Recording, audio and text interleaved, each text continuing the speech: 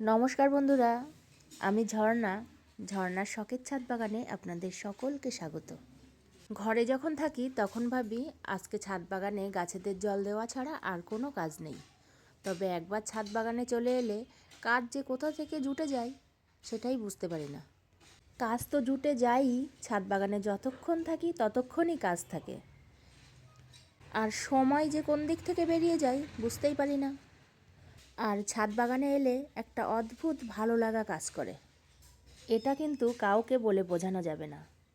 তো যাই হোক, আমি আজকে প্রথমেই তুলে নেব সবজি। ছাদ বাগানে এসেই আগে সবজি হারভেস্ট করব। তো প্রথমেই নিয়ে নিলাম পালং শাক। পালং শাকগুলো এতদিন তো পাতা কেটে কেটে নিয়েছি, এবার ভাবছি গোড়াটা তুলেই দেব, কিন্তু কিছুতেই টেনে গোড়া তুলতে পারছি না। তো কিছু কিছু গোড়া উঠছে আর কিছু কিছু পাতা কেটেই নিয়ে নিচ্ছি। ভাবছি আজকে পালং শাকই রান্না করব। তো পালং শাকের মধ্যে আর কি কি সবজি দেওয়া যাবে সেগুলো সবই আমি ছাদ বাগান থেকেই হারভেস্ট করব। তো প্রথমে পালং শাকগুলো সব তুলে নিলাম। এবার তুলব মূলো। মূলোও কিন্তু পালং শাকে দিলে বেশ ভালো লাগে খেতে। তো আমি এখান থেকে দুটো মূলো তুলে নিচ্ছি।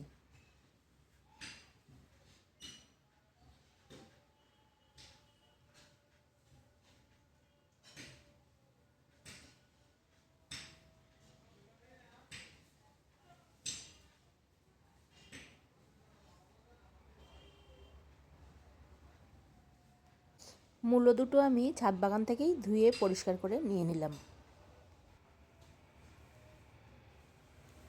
এবার তুলে নেব শিম। এই দেখুন কত সুন্দর দানাওয়ালা শিম হয়েছে। শিমগুলো এই সব দানা হয়ে গেছে, দানা হলে কিন্তু খেতে বেশ ভালো লাগে। আর পালং শাকের মধ্যে একটু বেগুন না দিলে কিন্তু শাকটা ঠিক মজে না। তবে আমার ছাদ বাগানে বেগুন আছে, কিন্তু অনেকটাই ছোট, তোলার মতো হয়নি। তবে বাজার থেকে আনা বেগুন আমি এই পালং শাকে দিয়েই রান্না করব। বাদবাকি সবজি ছাদ বাগান থেকেই হয়ে যাবে।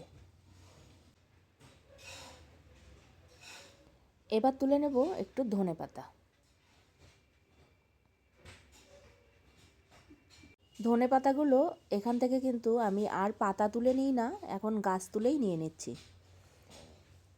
তুলতে তুলতে বস্তাটার মধ্যে প্রায় অর্ধেক হয়ে গেছে, আর কিছুটা বাকি থাকলো, আর একদিন তুললেই শেষ হয়ে যাবে বস্তাটা।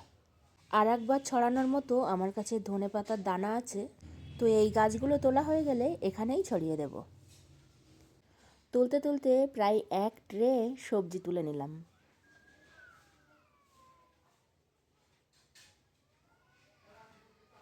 এবার দেখুন আমি যে ছাদ থেকে সবজি তুললাম, দূর থেকে দেখলে এই ছাদটা কেমন দেখতে লাগে। চারিদিকে ফুল গাছ, মাঝখানে কিছুটা সবজি।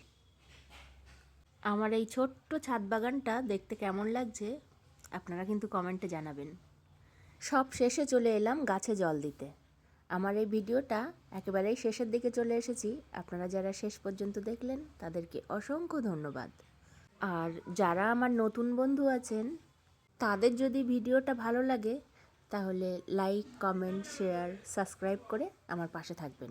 আপনারা সকলে খুব ভালো থাকবেন। দেখা হবে পরের ভিডিওতে।